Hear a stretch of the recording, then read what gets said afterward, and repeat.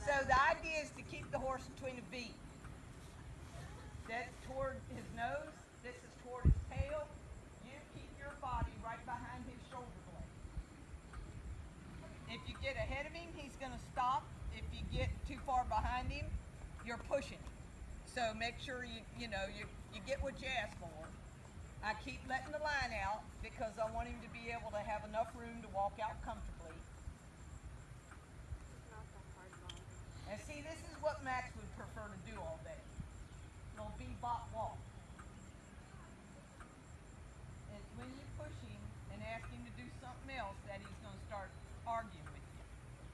Because we are basically lazy.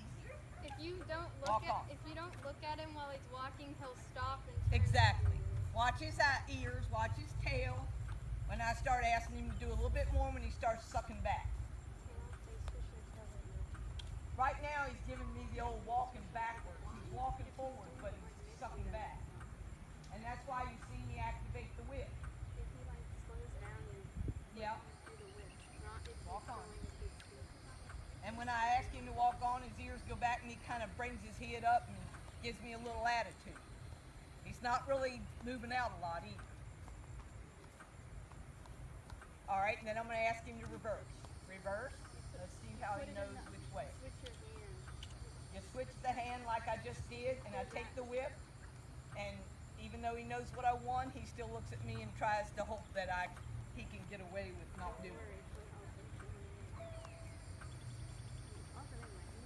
I got bit on my knee. Walk on.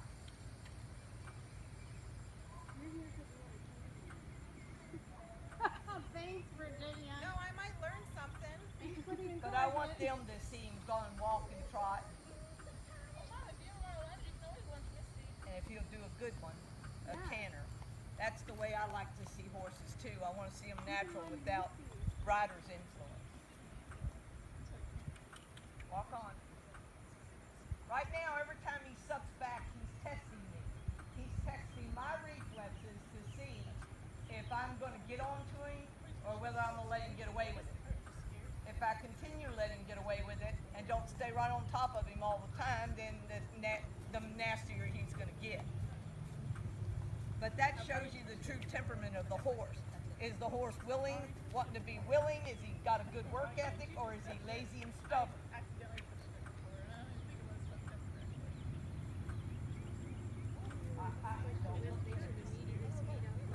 Looking in at you is bad because that's him wanting to kind of appeal to your little human sense of letting him quit. Says, can I talk you into babying me and not making me work? If he gets really frustrated, he'll stop and rear. He'll turn in and Yeah. rear at you. Yeah. It's okay. Which is not uncommon with horses that have never been properly trained. He's an off-the-track thoroughbred. He should have went to a trainer before he ever went out to an individual. And to me, that's what would be fair to Max. He needs a good trainer right now to give him what he should have had coming off the track. But you've got 4 or 5 years to enjoy a horse before you go to college. You don't want to spend 2 years training one. All right, now let me go ahead and pick up a trot. Trot. Trot. Trot. I will smack you. Trot on. He really bebops at the trot. It's really hard to get him to do a good trot. And he'll shake his head at you.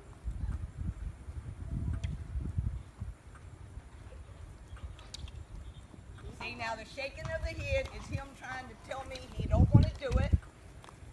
So I'm going to put you trot. The canter means that he doesn't want to do what I asked him to do. So I brought him back down and I said, no, you're going to trot. Anytime he doesn't do what I want him to do, he is getting his way. And that's his goal. Trot on.